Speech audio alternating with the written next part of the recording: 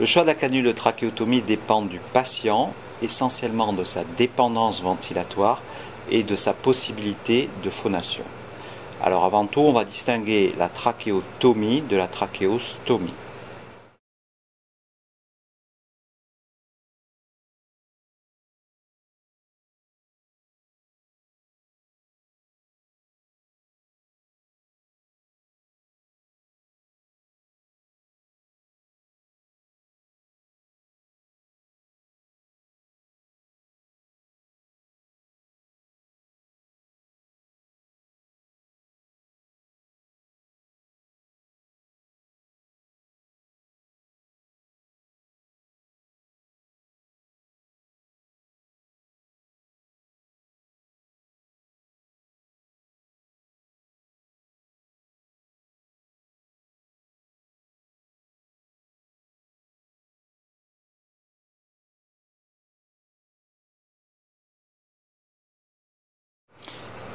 Concernant le matériau de la canule, il existe des canules en silicone dont l'avantage c'est leur souplesse qui va s'adapter à la forme de la trachée et entraîner très peu de lésions trachéales.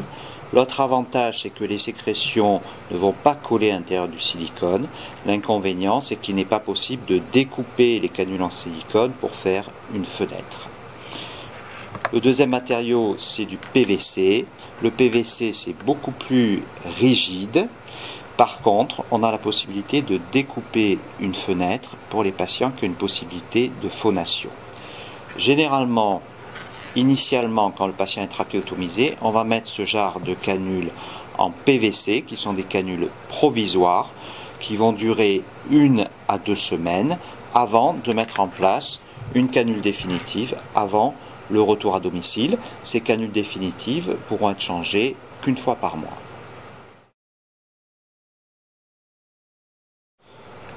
Le ballonnet de la canule de trachéotomie permet d'assurer l'étanchéité au niveau de la trachée pendant la ventilation du patient.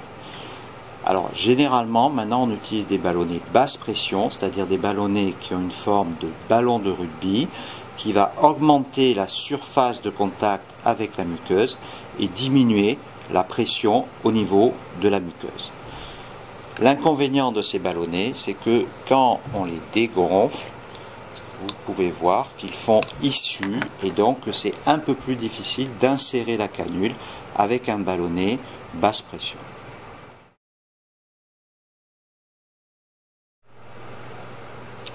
Les canules en PVC avec des chemises internes sont destinées à des patients qui peuvent être ventilés la nuit et déventiler la journée avec une possibilité de phonation. Donc on a plusieurs types de chemises internes. Une chemise interne qui va être fermée, qu'on va pouvoir insérer comme cela, et sur lequel on va pouvoir connecter le ventilateur pour ventiler le patient la nuit. Et puis la journée, quand le patient sera déventilé, on va utiliser un autre type de chemise interne fenêtrée. On va dégonfler le ballonnet et ainsi une partie de l'air expiré pourra passer à travers la fenêtre et le patient pourra parler puisque l'air qui passe à travers la fenêtre va traverser les cordes vocales. Une troisième possibilité qui est rarement utilisée, c'est le fait d'avoir une chemise interne sans fenêtre, simple comme ça, pour un patient qui n'a pas besoin d'être ventilé mais qui ne parle pas, parce qu'il a par exemple des troubles de déglutition, et à ce moment-là, le ballonnet devra rester gonflé. Donc on a la possibilité de jouer avec toutes ces possibilités pour s'adapter aux différentes conditions.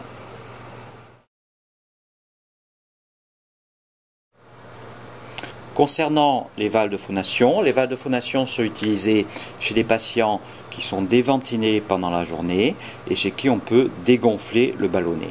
Donc on a ce type de valve qu'on va cliquer sur la canule et à ce moment-là, on va dégonfler le ballonnet. À l'inspiration, l'air va rentrer à travers la valve. À l'expiration, la valve va se plaquer et tout l'air va sortir par la fenêtre, va traverser les cordes vocales et le patient pourra parler. Il existe aussi des valves de phonation avec une possibilité d'arrivée d'oxygène. Enfin, le troisième accessoire, ce sont les attaches qui permettent de solidariser la canule au cou du patient.